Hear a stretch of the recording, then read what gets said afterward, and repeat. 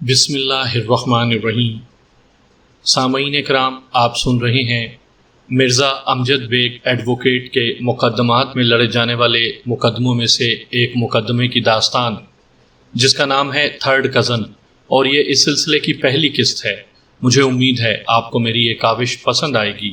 آپ کی اطلاع کے لیے عرض کرتا چلوں کہ اس داستان کی تمام اقساط بالترتیب سننے کے لیے ڈسکرپشن میں کمپلیٹ پلے لسٹ کا لنک موجود ہے۔ اس روز عدالت میں میرا کوئی کیس زیر سماعت نہیں تھا، لہٰذا میں صبح ہی سے اپنے آفس میں جم کر بیٹھ گیا۔ میرے ریگولر کلائنٹس کو دفتری اوقات کی خبر ہے اور وہ مجھ سے انہی مخصوص اوقات میں ملاقات کے لیے آتے ہیں۔ جب کبھی میں دن کے پہلے حصے میں آفس کھول کر بیٹھ جاؤں تو بڑی بے رونقی کا سا سما ہوتا ہے۔ کوئی بھولا بھٹکا یا بالکل نیا کلائنٹ تو دفتر میں جھانکنے آ جاتا تھا، مگر روزمرہ جیسی مصروفیت نہیں ہوتی تھی۔ اس پیشہ ورانہ فراغت کا فائدہ اٹھاتے ہوئے میں آفس کے پینڈنگ کام نمٹا لیا کرتا تھا۔ دوپہر سے کچھ دیر پہلے ایک خوبصورت اور پرکشش عورت میرے دفتر میں داخل ہوئی۔ اس کے ساتھ ایک دبلا پتلا دراز قامت شخص بھی تھا۔ وہ دونوں چہرے سے کافی پریشان نظر آتے تھے۔ میں نے پیشہ ورانہ مسکراہٹ کے ساتھ ان کا استقبال کیا اور بیٹھنے کے لیے کہا۔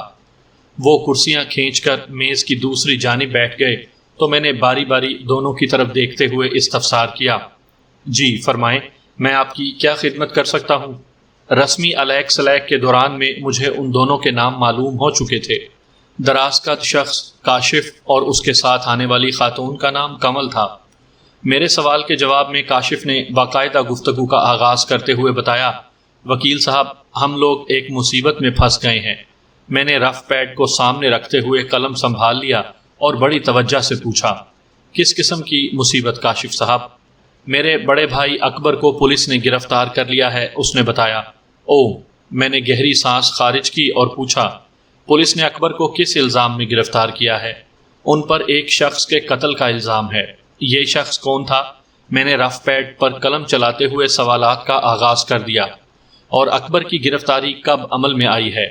یہ 20 اکتوبر کی رات کا واقعہ ہے وکیل صاحب۔ کاشف نے میرے سوال کے جواب میں بتایا، مقتول کا نام ہے مقبول شاہ، اور یہ مقبول شاہ بھائی صاحب کا بہت اچھا دوست تھا۔ میں نے چونک کر باری باری ان دونوں کے چہروں کا جائزہ لیا اور خود کلامی کے انداز میں کہا، قتل کی واردات 20 اکتوبر کو ہوئی اور آج ہے 22 اکتوبر۔ اس کا مطلب ہے پولیس نے اب تک ملزم کا ریمانڈ حاصل کر لیا ہوگا۔ جی ہاں، کاشف نے اس بات میں گردن ہلائی۔ پولیس نے کل یعنی 21 اکتوبر کو بھائی صاحب کو عدالت میں پیش کر کے 1 ہفتے کا ریمانڈ لے لیا ہے اور وہ اس وقت پولیس کی کسٹڈی میں ہیں۔ آپ کے بھائی اکبر کو کس تھانے میں رکھا گیا ہے؟ میں نے پوچھا۔ اس نے متعلقہ تھانے کا نام بتا دیا۔ آپ کے بھائی صاحب کرتے کیا ہیں؟ میں نے ملزم کے پیشے کے حوالے سے سوال کیا۔ اس مرتبہ کاشف کے بجائے کمل نے جواب دیا، رضوان عراق کی ایک آئل کمپنی میں ملازم ہیں اور آج کل چھٹی پر پاکستان آئے ہوئے ہیں۔ آپ ان کی؟ میں نے دانستہ جملہ ادھورا چھوڑا تو کمل جلدی سے بولی، میں ان کی بیوی ہوں۔ کاشف میرے دیور ہیں، ہم سب لوگ ایک ہی گھر میں رہتے ہیں، جوائنٹ فیملی سسٹم کے تحت۔ یہ تو بہت اچھی بات ہے۔ میں نے ستائشی نظر سے انہیں دیکھا۔ کاشف نے کہا، وکیل صاحب، بھائی صاحب مکینیکل انجینئر ہیں۔ وہ پچھلے 3 سال سے عراق میں ہیں۔ ہر سال 1 ماہ کی چھٹی لے کر وہ ہم لوگوں سے ملنے آتے ہیں، مگر اس بار… وہ بولتے بولتے اچانک رکا تو مجھے یہ سمجھنے میں کوئی دقت محسوس نہ ہوئی کہ اس وقت کاشف کے ذہن میں کیا تھا۔ ظاہر ہے وہ یہی کہنا چاہ رہا تھا کہ اکبر اس سال جو چھٹی پر آیا تو مصیبت میں پھنس گیا۔ میں نے حصول معلومات کے سلسلے کو آگے بڑھاتے ہوئے پوچھا، ذرا مقتول کے روزگار کے بارے میں بھی بتا دیں۔ مقبول شاہ کا ٹائروں کا بزنس ہے، کاشف نے جواب دیا، ادھر پلازا کے علاقے میں۔ اس کا بہت شاندار شو روم ہے۔ وہ ٹائرز کا بہت بڑا امپورٹر تھا، مگر پچھلے کچھ عرصے سے وہ بستر کا ہو کر رہ گیا تھا، جب سے بزنس کے تمام معاملات اس کی بیوی نازش دیکھ رہی تھی۔ مقتول کس وجہ سے بستر کا ہو کر رہ گیا تھا؟ میں نے جاننا چاہا، کیا کوئی حادثہ وغیرہ؟ جی ہاں، روڈ ایکسیڈنٹ، کمل نے جواب دیا۔ کوئی 10 ماہ پہلے ایک بدمست ٹرک ان کی گاڑی کو بری طرح روندتے ہوئے گزر گیا۔ ان کی جان تو بچ گئی، مگر بدن کا نچلا حصہ مفلوج ہو کر رہ گیا۔ وہ یا تو بستر پر لیٹے رہتے یا زیادہ سے زیادہ ویل چیئر پر بیٹھ کر گھر کے اندر تھوڑی بہت چہل قدمی کر لیا کرتے تھے۔ گھر سے باہر نکلنا بالکل موقوف ہو کر رہ گیا تھا۔ ویل چیئر پر بٹھانے اور اتارنے کے لیے بھی 2 افراد کی مدد کی ضرورت پیش آتی تھی۔ میں نے مناسب الفاظ میں افسوس کا اظہار کیا، پھر پوچھا، قتل کی یہ واردات کہاں پیش آئی تھی؟ مقتول کے گھر پر، کاشف نے بتایا، گارڈن ایسٹ کے علاقے میں۔ اس نے مجھے مقتول کے گھر کی جو لوکیشن بتائی وہ سولجر بازار سے متصل گارڈن ایسٹ کا علاقہ تھا۔ میں نے یہ تمام تر معلومات پیڈ پر نوٹ کرنے کے بعد پوچھا، کاشف صاحب، آپ کے بھائی اکبر کو کہاں سے گرفتار کیا گیا تھا؟ ہماری رہائش گاہ سے جناب، شادمان ٹاؤن سے۔ کتنے بجے؟ لگ بھگ 11:30 بجے، کمل نے جواب دیا۔ وہ تھوڑی دیر پہلے ہی باہر سے آئے تھے۔ باہر کہاں سے؟ میں نے سوالیہ نظر سے اس کی طرف دیکھا۔ وہ مقتول مقبول شاہ کی خیریت لینے ان کے گھر گئے تھے، کمل نے بتایا۔ جب سے وہ پاکستان آئے ہیں ہر دوسرے تیسرے دن انہیں دیکھنے چلے جاتے ہیں۔ انہیں اس بات کا سخت رنج تھا کہ ان کا دوست ایک خطرناک حادثے میں اپاہج ہو کر رہ گیا تھا۔ وہ جب بھی وہاں جاتے وہاں اچھا خاصا وقت گزار کر ان کی دلجوئی کرتے تھے۔ میں سوچ بھی نہیں سکتی تھی کہ اس نیکی کی اکبر کو اتنی بڑی سزا ملے گی۔ آخری جملہ کمل نے بڑی تلخی سے ادا کیا تھا۔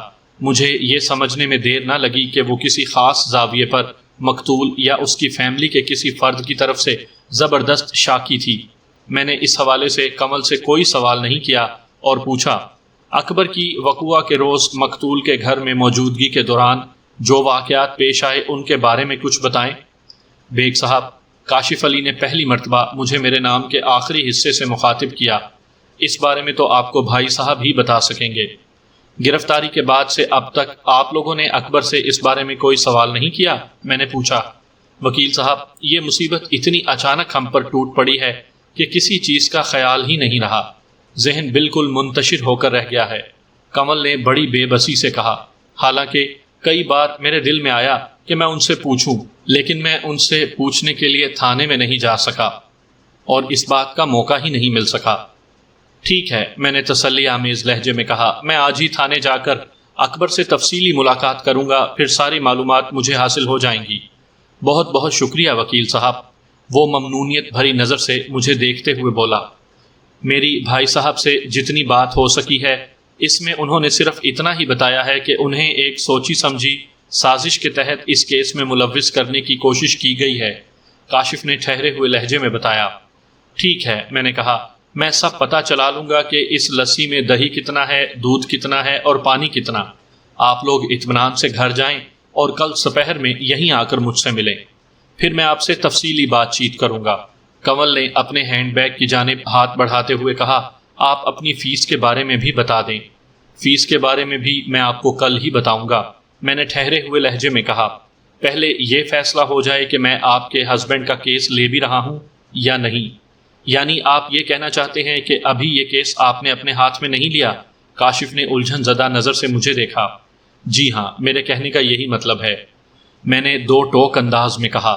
دراصل یہ میرا اصول ہے کہ جب تک میں اپنے موکل کے حالات سن کر اپنا اطمینان نہ کر لوں اس وقت تک کسی کیس میں ہاتھ نہیں ڈالتا۔ لمحاتی توقف کر کے میں نے ایک گہری سانس لی، پھر اضافہ کرتے ہوئے کہا، مقتول کے گھر میں جو کچھ پیش آیا اس کے بارے میں آپ لوگ کچھ نہیں جانتے ہیں۔ یہ تمام تر معلومات مجھے اکبر سے ملاقات کے بعد ہی حاصل ہو سکتی ہیں، اس لیے ہم اس معاملے کو کل ہی فائنل کر سکیں گے۔ ٹھیک ہے بیگ صاحب، کاشف نے تعریفی نظر سے مجھے دیکھا اور کہا، آپ نے ایک اصولی بات کی ہے، مجھے آپ کا انداز پسند آیا ہے، ورنہ یہاں پر ایسے وکلاء کی بھی کمی نہیں ہے جو اس اصول پر کام کرتے ہیں کہ آتے جاؤ اور پھنستے جاؤ۔ جس طرح ایک ہاتھ کی 5 انگلیاں ایک جیسی نہیں ہوتی، ویسے ہی کسی بھی پیشے سے تعلق رکھنے والے بھی ایک جیسے نہیں ہوتے۔ میں نے گہری سنجیدگی سے کہا، میں نے اپنی پیشہ ورانہ زندگی کے لیے جو اصول بنا رکھے ہیں انہی کو فالو کرنے کی کوشش کرتا ہوں۔ بجا فرما رہے ہیں آپ، وہ تائیدی انداز میں گردن ہلاتے ہوئے بولا۔ میں آپ سے اتفاق کرتا ہوں بیگ صاحب۔ پھر وہ میرے آفس کے مختلف شیلف میں سجی درجنوں ضخیم کتابوں کی طرف دیکھتے ہوئے مستفسر ہوا، کیا وکیل بننے کے لیے اتنی زیادہ کتابیں پڑھنا پڑتی ہیں؟ اس سے بھی کہیں زیادہ، میں نے اس کی حیرت میں اضافہ کرتے ہوئے کہا۔ دراصل بات یہ ہے کہ وکیل بننے کے لیے تو صرف وہی کتابیں پڑھنا پڑتی ہیں جو سلیبس میں ہوتی ہیں، یا پھر چند حوالہ جاتی کتابیں اس کے علاوہ ہیں۔ یہ جو شیلف میں سجی ہوئی درجنوں کتابیں آپ کو نظر آ رہی ہیں، ایسی ہی سینکڑوں کتابیں میرے گھر میں بھی رکھی ہیں۔ یہ تمام تر کسی اور مقصد کے لیے ہیں۔ کس مقصد کے لیے بیگ صاحب؟ اس کی الجھن دوبالا ہو گئی۔ وکالت کے پیشے کو چلانے اور چمکانے کے لیے۔ میں نے ایک ایک لفظ پر زور دیتے ہوئے کہا، اگر کامیاب وکیل کی حیثیت سے باعزت زندگی گزارنا ہو تو ان کتابوں کو گاہے بگاہے اپنے مطالعے میں رکھنا پڑتا ہے۔ کسی بھی کیس میں ان میں سے کوئی 1، 2، 3 یا 10، 15 کتابوں کو دیکھنے کی ضرورت پیش آ سکتی ہے۔ اوہ، وہ کندھے اچکاتے ہوئے بولا، وکالت تو بہت مشکل پروفیشن ہے بیگ صاحب۔ ہاں، یہ تو آپ بالکل ٹھیک کہتے ہیں۔ میں نے اس بات میں گردن ہلائی، پھر کاشف سے اس کی جاب کے حوالے سے چند سوالات کیے، پھر انہیں تسلی دے کر اپنے آفس سے رخصت کر دیا۔ میں دفتری مصروفیات سے نمٹ کر فارغ ہوا تو رات کے 10 بج چکے تھے۔ گھر کی راہ لینے سے پہلے میں اس تھانے میں پہنچ گیا جہاں اکبر کو رکھا گیا تھا۔ جیسا کہ آپ جانتے ہیں کہ ریمانڈ پر کسی ملزم سے حوالات میں جا کر ملاقات کرنا کوئی آسان کام نہیں ہے، لیکن میں اکبر سے ایک مختصر سی ملاقات کا موقع حاصل کرنے میں کامیاب ہو گیا۔ اکبر کی عمر 40 کے آس پاس نظر آتی تھی۔ وہ بھرے بھرے جسم کا مالک ایک دراز قامت شخص تھا، چہرہ گول اور گال معصوم بچوں کی طرح پھولے ہوئے۔ اس کی ٹھوڑی میں ایک خوبصورت ڈمپل بھی دکھائی دیتا تھا۔ میرے اندازے کے مطابق اس کی آنکھیں شریر اور مسکراتی ہوئی سی تھیں، لیکن مصیبت کے ان لمحات میں وہ خاصا افسردہ اور الجھن زدہ نظر آتا تھا۔ وہ حوالات کے فرش پر اکڑوں بیٹھا ہوا تھا۔ مجھے اپنی طرف بڑھتے دیکھا تو فوراً اٹھ کر کھڑا ہو گیا اور سوالیہ انداز میں مجھے دیکھنے لگا۔ میں نے آہنی سلاخوں کے پاس جا کر اس سے مصافحہ کیا، پھر اپنا تعارف کرواتے ہوئے کہا، اکبر صاحب، میرا نام مرزا امجد بیگ ہے۔ میں ایک ایڈوکیٹ ہوں۔ آپ کی بیوی اور چھوٹے بھائی نے مجھے اس کیس میں آپ کا وکیل مقرر کیا ہے۔ اوہ، اس کی آنکھوں میں اطمینان کی کرن چمکی۔ اس نے گرم جوشی کے ساتھ مجھ سے دوبارہ مصافحہ کیا اور جذبات سے مغلوب آواز میں بولا، آپ سے مل کر بہت خوشی ہوئی وکیل صاحب۔ خوشی تو مجھے بھی ہوئی ہے اکبر صاحب، میں نے اس کی آنکھوں میں دیکھتے ہوئے کہا، لیکن یہ جگہ خوشی کے اظہار کے لیے موزوں نہیں لگتی۔ جب آپ کو اس مصیبت سے مکمل نجات مل جائے گی اور آپ آزاد فضا میں اپنی مرضی سے سانس لینے لگیں گے تو اس وقت میں، بلکہ ہم دونوں، اس خوشی کو سیلیبریٹ کریں گے۔ بے شک، ضرور، وہ یقینی لہجے میں بولا۔ آپ بڑے صحت افزا وکیل ہیں، یقین جانیں میں اس معاملے میں بالکل بے گناہ ہوں۔ میں نے مقبول شاہ کا خون نہیں کیا۔ اکبر نے میرے صحت افزا ہونے کی بات ایسے انداز میں کی تھی جیسے میں کوئی انسان نہیں ہوں بلکہ فرحت جام مشروب ہوں۔ بہرحال اکبر نے دراصل میری حوصلہ افزا باتوں کے جواب میں مجھے سراہنے کی کوشش کی تھی۔ اکبر صاحب، میں نے گہری سنجیدگی سے کہا، صرف آپ کے کہنے سے یہ مسئلہ حل نہیں ہو جائے گا کہ آپ بے گناہ ہیں۔ آپ کی بے گناہی کو عدالت میں بھی ثابت کرنا ہوگا۔ جی، اس بات کو میں سمجھتا ہوں، وہ اس بات میں گردن ہلاتے ہوئے بولا۔ میں ایک وکیل کی اشد ضرورت محسوس کر رہا تھا۔ اچھا ہوا کمل اور کاشف نے آپ کو میرا وکیل مقرر کر دیا۔ مجھے یقین ہے آپ میری بے گناہی کو ثابت کر کے دکھا دیں گے، لیکن یہ سب کچھ اسی وقت ممکن ہو سکے گا جب آپ مجھ سے تعاون کریں گے، میں نے دو ٹوک انداز میں کہا۔ وہ اضطراری لہجے میں بولا، میں ہر قسم کے تعاون کے لیے تیار ہوں۔ آپ کے بھائی اور بیوی سے میری بات ہوئی ہے، میں نے کہا، لیکن وہ آپ کو پیش آنے والے واقعات کے بارے میں زیادہ نہیں جانتے۔ ان سے حاصل ہونے والی معلومات ناکافی ہیں، اسی لیے میں آپ کے پاس آیا ہوں۔ آپ بتائیں گے کہ وقوعہ کے روز مقتول کے گھر میں کیا ہوا تھا؟ آپ جو بھی جاننا چاہیں گے میں ضرور بتاؤں گا، وہ فرما برداری سے بولا۔ پھر پوچھا، بیگ صاحب، کیا 10-15 دن میں یہ معاملہ نمٹ جائے گا؟ یہ قتل کا کیس ہے اکبر صاحب، میں نے ٹھہرے ہوئے لہجے میں کہا۔ 10-15 دن میں اگر اس کیس کی باقاعدہ سماعت ہی شروع ہو جائے تو شکر کی بات ہوگی۔ میں نے لمحاتی توقف کے بعد اس سے پوچھ لیا، اکبر صاحب، یہ 15 دنوں کا خیال آپ کے ذہن میں کیسے آ گیا؟ میں ایک ماہ کی چھٹی پر پاکستان آیا ہوا ہوں، وہ وضاحت کرتے ہوئے بولا۔ اس میں سے 20 دن گزر گئے ہیں، 10 دن باقی بچے ہیں۔ آپ کی بیوی نے مجھے آپ کی چھٹیوں کے بارے میں بھی بتایا تھا، میں نے اس بات میں گردن ہلائی، لیکن یہ تو کسی بھی صورت ممکن نہیں کہ 10 دن میں آپ کو اس مصیبت سے نجات مل جائے۔ 1 ہفتہ تو ریمانڈ ہی میں نکل جائے گا۔ اس کا مطلب ہے مجھے اپنی چھٹی بڑھانا ہوگی، وہ تشویش بھرے لہجے میں بولا۔ میں نے کہا، اس کے سوا کوئی چارہ نہیں۔ ٹھیک ہے، میں کاشف سے کہوں گا کہ وہ عراق میں میری کمپنی سے رابطہ کر کے انہیں تازہ ترین حالات سے آگاہ کر دے، وہ سوچ میں ڈوبے ہوئے لہجے میں بولا۔ پھر مجھے امید بھری نظروں سے دیکھتے ہوئے مستفسر ہوا، بیگ صاحب آپ مجھے اس کیس سے رہا کروانے میں کامیاب تو ہو جائیں گے نا؟ کامیابی اور ناکامیابی کے بیچ قدر مشترک صرف کام ہے، میں نے ٹھہرے ہوئے لہجے میں کہا۔ اگر اس کام کو ڈھنگ سے کر لیا جائے تو فتح یقینی ہوگی، اور اگر یہ کام بے ڈھنگے انداز میں ہوا تو شکست لازمی ہے۔ میں نے تھوڑی دیر کو رک کر ایک گہری سانس لی، پھر ملزم کی آنکھوں میں دیکھتے ہوئے کہا، میں نے ابھی جس کام کا ذکر کیا ہے اس کے ڈھنگ یا بے ڈھنگ ہونے کا انحصار صرف اور صرف آپ پر ہے۔ مجھ پر؟ وہ چونک کر بولا۔ وہ کس طرح بیگ صاحب؟ آپ مجھے جو بھی معلومات فراہم کریں گے وہ جس قدر درست ہوں گی میں اتنے ہی اعتماد کے ساتھ آپ کا کیس لڑ سکوں گا، میں نے وضاحت کرتے ہوئے کہا۔ آپ مجھے حقائق سے آگاہ کر کے اپنے حق میں اچھا کریں گے۔ میں بھی چاہوں گا کہ میرے حق میں اچھا ہو، وہ اس بات میں گردن ہلاتے ہوئے بولا، اس لیے آپ جو بھی پوچھیں گے میں اس کا سچا اور کھرا جواب دوں گا۔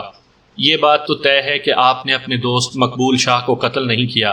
یہ جملہ میں نے اس انداز میں ادا کیا تھا کہ اسے بیک وقت بیانیہ اور سوالیہ سمجھا جا سکتا تھا۔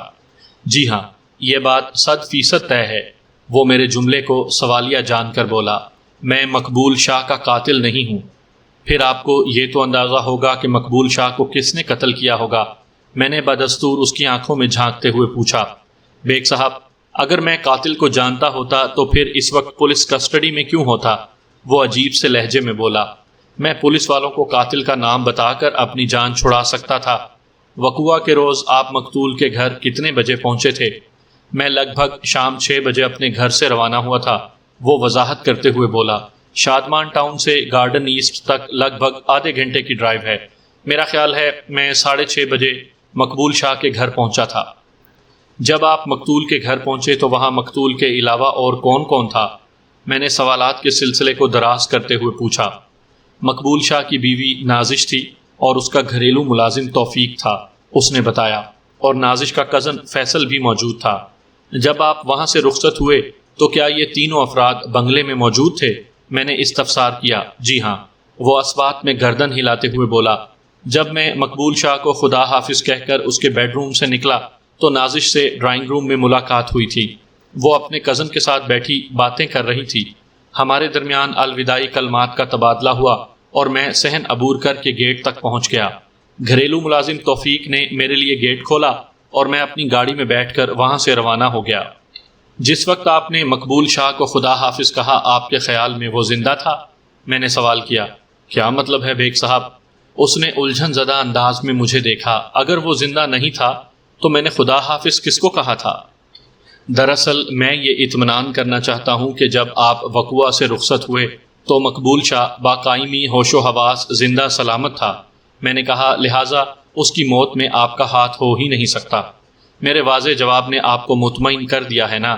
اس نے سوالیہ نظر سے مجھے دیکھا۔ جی ہاں بالکل، میں نے تسلی آمیز انداز میں کہا۔ پھر پوچھا، آپ کتنے بجے جائے وقوعہ سے روانہ ہوئے تھے؟ اس وقت رات کے 9:30 بجے تھے، اس نے جواب دیا۔ اور گھر کتنے بجے پہنچے تھے؟ میرا خیال ہے اس وقت 11 بجے تھے۔ واپسی میں آپ کا سفر اتنا سست کیوں رہا؟ میں نے پوچھا۔ آدھے گھنٹے والا فاصلہ 1.5 گھنٹے میں کیوں طے ہوا تھا؟ مقبول شاہ کے گھر سے نکلنے کے بعد میں سیدھا اپنے گھر نہیں آیا تھا، وہ وضاحت کرتے ہوئے بولا۔ میں تھوڑی دیر کے لیے پاپوش چلا گیا تھا۔ ادھر بھی میرا ایک دوست رہتا ہے جو ایک بک شاپ چلاتا ہے۔ میں کچھ وقت اس کے ساتھ گزارنے کے بعد اپنے گھر کی جانب لوٹا تھا، اور پھر گھر پہنچتے ہی پولیس نے آپ کو مقبول شاہ کے قتل کے الزام میں گرفتار کر لیا۔ میں نے کہا، آپ کی گرفتاری کم و بیش کتنے بجے عمل میں آئی تھی؟ میں نے گھر پہنچ کر لباس وغیرہ تبدیل کیا ہی تھا کہ پولیس آن دھمکی، اس نے بتایا۔ جب وہ مجھے اپنے ساتھ لے کر جا رہے تھے تو اس وقت رات کے 11:30 بجے تھے۔ پولیس کی ایسی مستدی خال خال ہی دیکھنے کو ملتی ہے، میں نے کہا، اس لیے یقین کرنے کو دل نہیں مانتا۔ بہرحال میں نے جملہ نامکمل چھوڑ کر گہری سانس لی، پھر اضافہ کرتے ہوئے پوچھا، مقتول سے آپ کی دوستی کتنی پرانی تھی؟ ہماری دوستی کی عمر لگ بھگ 10 سال تھی، وہ ایک بوجھل سانس خارج کرتے ہوئے بولا۔ شاہ صاحب کے مجھ پر بہت احسانات تھے۔ جب میں ملازمت کے سلسلے میں عراق جا رہا تھا تو انہوں نے میری اچھی خاصی مالی مدد بھی کی تھی۔ جب مجھے پتا چلا کہ ایک حادثے نے انہیں اپاہج بنا دیا ہے تو اس خبر سے مجھے دلی صدمہ ہوا تھا، اسی لیے وہ سانس ہموار کرنے کے لیے تھما، پھر اپنی بات کو آگے بڑھاتے ہوئے بولا، اسی لیے ان چھٹیوں میں نے زیادہ سے زیادہ وقت انہیں دیا ہے۔ میں ہر دوسرے تیسرے دن ان سے ملنے جاتا تھا اور ان کے پاس اچھا خاصا وقت گزارنے کے بعد گھر واپس آتا۔ میں پچھلے 3 سال سے عراق کی ایک آئل کمپنی میں مکینیکل انجینئر کی حیثیت سے کام کر رہا ہوں اور ہر سال 1 ماہ کی چھٹی لے کر پاکستان آتا ہوں۔ پچھلی مرتبہ جب میں پاکستان آیا تھا تو شاہ صاحب غیر شادی شدہ تھے اور ابھی آیا ہوں تو… کیا مطلب؟ میں نے اس کی بات پوری ہونے سے پہلے ہی سوال کر ڈالا۔ وہ غیر شادی شدہ تھے، یہ بات سمجھ میں نہیں آئی اکبر صاحب۔ بات دراصل یہ ہے کہ کافی عرصہ پہلے مقبول شاہ کی بیوی عالیہ کا انتقال ہو گیا تھا، وہ وضاحت کرتے ہوئے بولا۔ ان دنوں میں پاکستان ہی میں تھا۔ عالیہ سے شاہ صاحب کی کوئی اولاد نہیں تھی۔ عالیہ کے انتقال کے بعد میں نے اور چند دوسرے خیر خواہوں نے بھی شاہ صاحب کو یہی مشورہ دیا تھا کہ وہ دوسری شادی کر لیں، لیکن وہ اس کام کے لیے تیار نہیں ہوتے تھے۔ پھر میں عراق چلا گیا اور میں نے سمجھ لیا کہ شاہ صاحب کبھی دوسری شادی نہیں کریں گے، اسی لیے اب کی بار میں جب آیا اور انہیں شادی شدہ دیکھا تو مجھے شدید حیرت کے ساتھ ساتھ خوشی بھی ہوئی۔ پچھلے 20 دن میں ہمارے درمیان جتنی بھی ملاقاتیں ہوئیں ان کی بیوی نازش ہی زیر بحث رہی تھی۔ اس نے رک کر ذو معنی انداز میں مجھے دیکھا اور بولا، وقوعہ کے روز بھی یہی گفتگو چل رہی تھی کہ شاہ صاحب یکدم جذباتی ہو گئے، لہٰذا میں نے موضوع بدل دیا۔ اس رات وہ خاصے بجھے بجھے نظر آتے تھے۔ مجھے کیا پتا تھا کہ یہ ہماری آخری ملاقات ثابت ہوگی، ورنہ میں ان سے ایسے موضوع پر بات ہی نہ کرتا۔ ایسی کیا بات ہو گئی تھی اکبر صاحب؟ میں نے کریدنے والے انداز میں سوال کیا۔ نازش کے حوالے سے آپ نے مقتول سے کیا کہہ دیا تھا کہ وہ جذباتی ہو گیا تھا؟ میرے سوال کے جواب میں وہ فوری طور پر کچھ نہیں بولا۔ مجھے یوں محسوس ہوا جیسے اس کے ذہن میں کوئی ایسی بات ہو جسے وہ بتانا مناسب نہ سمجھتا ہو۔ میں نے اسے تذبذب میں دیکھا تو کہا، اکبر صاحب، آپ کی اس پراسرار خاموشی کا میں کیا مطلب سمجھوں؟ بس جناب، وہ ایک بوجھل سانس خارج کرتے ہوئے بولا، یہ خاصا الجھا ہوا معاملہ ہے۔ یہ معاملہ آپ کے لیے الجھا ہوا ہو سکتا ہے اکبر صاحب، میں نے تیز لہجے میں کہا، لیکن میں آپ کا وکیل ہوں۔ آپ کی ہر الجھن کو سلجھن میں بدلنا میری ذمہ داری ہے۔ جو بھی ہے مجھے تفصیل سے بتا دیں، اور یہ بات ذہن میں رکھیں کہ دائی سے پیٹ اور وکیل سے حقائق چھپا کر آپ فیض حاصل نہیں کر سکتے۔ میری بات اس کی سمجھ میں آ گئی۔ چند لمحات کی متذبذب خاموشی کے بعد اس نے اسبات میں گردن ہلائی اور ٹھہر ٹھہر کر مجھے ایک چونکا دینے والی سنسنی خیز داستان سنانے لگا۔ میں فی الحال وہ پوائنٹس آپ کے سامنے ظاہر نہیں کر رہا۔ عدالتی کارروائی کے دوران میں جب یکے بعد دیگرے یہ آپ پر کھلیں گے تو آپ کی دلچسپی اور سنسنی خیزی میں کئی گنا اضافہ ہو جائے گا۔ اس ملاقات کے اختتام پر اکبر کی طرف سے میں مطمئن ہو گیا تھا، لہٰذا میں نے اسے وکالت نامے اور درخواست ضمانت اور دیگر مختلف کاغذات پر دستخط کروا لیے۔ جب میں تسلی دلاسا دے کر حوالات سے رخصت ہونے لگا تو وہ گہری سنجیدگی سے بولا، بیگ صاحب ایک مشورہ دیں۔ میں نے سوالیہ نظر سے اس کی طرف دیکھا اور کہا، جی پوچھیں۔ پولیس والے ڈھکے چھپے الفاظ میں مجھے کچھ سمجھانے کی کوشش کر رہے تھے۔ اس نے بتایا، جب میں انجان بن گیا تو انہوں نے کھل کر بات کی۔ میں سمجھ گیا کہ وہ کیا کہنا چاہ رہا تھا۔ کہ انہوں نے آپ سے رقم وغیرہ کا مطالبہ کیا ہے؟ جی بالکل یہی بات ہے۔ اس نے اسبات میں گردن ہلائی۔ کہہ رہے تھے کہ اگر میں ان کے لیے 1 لاکھ روپے کا بندوبست کر دوں تو وہ میرے خلاف کیس میں کوئی نرم دفعہ لگائیں گے اور میرا وکیل آسانی سے عدالت سے مجھے چھڑا لے گا۔ پھر آپ نے کیا کہا؟ میں نے اکبر سے پوچھا۔ میں سمجھ گیا کہ وہ مجھے بے وقوف بنا کر رقم اینٹھنا چاہتے ہیں۔ اس نے بتایا۔ میں نے ان سے کہا کہ 1 لاکھ تو بہت زیادہ ہیں، میں اتنی بڑی رقم کا انتظام نہیں کر سکتا۔ انہوں نے کہا، جان ہے تو جہان ہے۔ عراق میں کمائی ہوئی رقم کو بچا کر میں اپنے ساتھ زیادتی کر رہا ہوں۔ اگر میں ہی پھانسی چڑھ گیا تو وہ دولت ادھر ہی رکھی رہ جائے گی۔ آپ نے انہیں کوئی رقم تو نہیں دی؟ اس کی خاموش ہونے پر میں نے پوچھا۔ سوال ہی پیدا نہیں ہوتا جناب، وہ بڑی مضبوطی سے بولا۔ میری طرف سے مایوس ہونے کے بعد انہوں نے دوسرا حربہ آزمانا شروع کر دیا۔ میں نے چونک کر پوچھا، کون سا حربہ؟ وہ بولا، کہہ رہے ہیں کہ میرے خلاف بڑی مضبوط شہادتیں ہیں ان کے پاس۔ انہوں نے آلہ قتل میری گاڑی کے اندر سے برآمد کیا ہے۔ مجھے چاہیے کہ میں چپ چاپ اقبال جرم کر لوں، اسی میں میری عافیت ہے، ورنہ وہ مجھ پر ایسا بھیانک تشدد کریں گے کہ میرا ایک ایک عضو اس قتل کا اقرار کرتا سنائی دے گا۔ یہ لوگ ریمانڈ کی مدت کے دوران میں ملزم پر ہر قسم کا جبر اور تشدد تو کرتے ہیں، میں نے سرسری انداز میں کہا۔ ریمانڈ کے نتیجے میں انہیں عدالت میں چالان پیش کرنا ہوتا ہے۔ یہ سارے ہتھ کنڈے چالان کو توانا اور قوی بنانے کے لیے ہوتے ہیں۔ پتہ نہیں میں نے غلط کیا یا درست، وہ معتدل انداز میں بولا۔ بیگ صاحب، میں نے اپنے جسم و جان کی سلامتی کے پیش نظر ان کے فراہم کردہ ایک پرچے پر دستخط کر دیے ہیں۔ وہ ایک سادہ کاغذ تھا۔ میرا خیال ہے وہ اس پرچے پر میرا اقبالی بیان تحریر کریں گے۔ جی ہاں، میں نے اس کے خیال کی تائید کرتے ہوئے کہا، آپ کا یہ فیصلہ بالکل درست ہے۔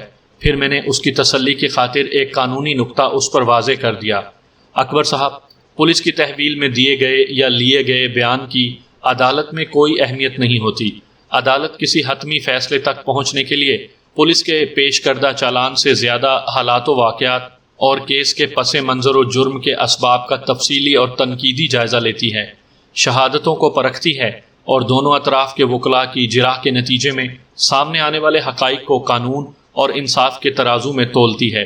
لہٰذا آپ کو پریشان ہونے کی ضرورت نہیں ہے۔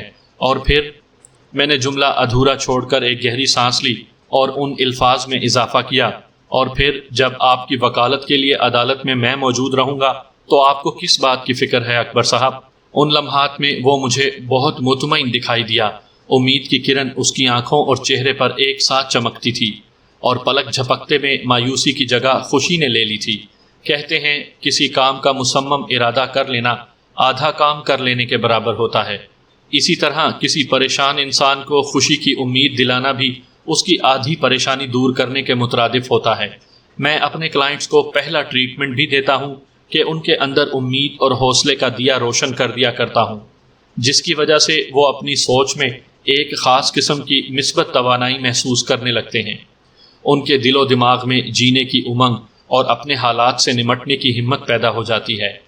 میں نے اس سائیکو تھراپی کے بڑے اچھے نتائج حاصل کیے ہیں۔ آئندہ روز اکبر کی بیوی کمل اپنے دیور کے ساتھ پہلے سے طے شدہ وقت پر مجھ سے ملنے آفس پر آ گئی۔ آج وہ دونوں کل کی بنسبت خاصے سنبھلے ہوئے تھے۔ رسمی الیک سلیک کے بعد کمل نے مجھ سے کہا، بیگ صاحب، ہم ابھی تھانے میں اکبر سے ملاقات کرنے کے بعد آپ کے پاس آ رہے ہیں۔ وہ آپ کی بہت تعریف کر رہے تھے، لگتا ہے آپ نے ان کا کیس لینے کا فیصلہ کر لیا ہے۔ آپ کا اندازہ بالکل درست ہے۔ میں نے اس بات میں گردن ہلائی۔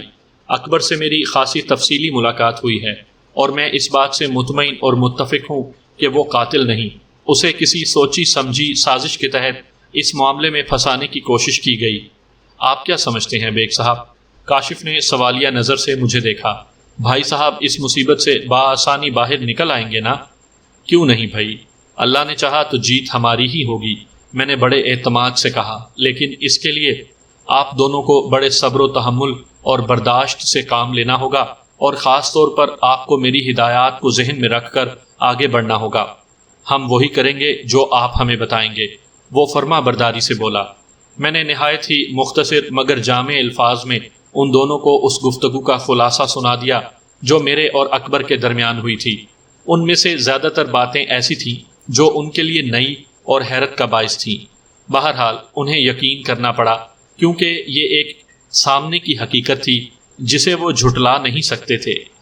کاشف صاحب، میں نے اکبر کے چھوٹے بھائی کو مخاطب کرتے ہوئے کہا، سب سے پہلے تو آپ اپنے بھائی کی عراقی آئل کمپنی سے رابطہ کر کے انہیں اکبر پر ٹوٹنے والی افتاد کے بارے میں تفصیلاً بتائیں گے تاکہ وہ اس کے انتظار میں نہ بیٹھے رہیں۔ یہ اس لیے بھی ضروری ہے کہ اس سے اکبر کی ملازمت آئندہ کے لیے محفوظ ہو جائے گی۔ جی، یہ کام میں کل صبح ہی کر لوں گا، اس نے کہا۔ ابھی بھائی صاحب سے بھی اس موضوع پر میری تفصیلی بات ہوئی ہے۔ ویری گڈ، میں نے مطمئن انداز میں گردن ہلائی۔ کمل نے میری جانب دیکھتے ہوئے کہا، بیگ صاحب، کوئی اور بات کرنے سے پہلے آپ مجھے اپنی فیس کے بارے میں بتائیں تاکہ میں بھی مطمئن ہو جاؤں کہ یہ کیس آپ ڈیل کر رہے ہیں۔ ہاں، یہ ضروری ہے، میں نے زیر لب مسکراتے ہوئے کہا، اور اسے فیس کی رقم سے آگاہ کرنے کے بعد واضح الفاظ میں بھی اضافہ کر دیا، یہ صرف میری فیس ہے، اس کے علاوہ جو بھی دیگر عدالتی اخراجات ہوں گے وہ سب آپ کے ذمے ہیں۔ جی سمجھ گئی، وہ تائیدی انداز میں بولی۔ بتانا آپ کا کام ہے، رقم فراہم کرنا میرا کام۔ وہ مزید 15-20 منٹ تک میرے پاس بیٹھے رہے۔ میں نے ان دونوں کو کیس کے مختلف پہلوؤں سے آگاہی دینے کے بعد رخصت کر دیا۔ یہ کیس ابھی ابتدائی مراحل میں تھا۔ جب تک کیس کا باقاعدہ چالان نہیں پیش کر دیا جاتا، عدالتی کارروائی کا آغاز نہیں ہو پاتا، لہٰذا ابھی میرے پاس 4-5 دن بالکل فری تھے۔ مجھے جس نوعیت کی جو بھی معلومات درکار تھیں ان کے حصول کے لیے میں نے کاشف کی ڈیوٹی لگا دی تھی۔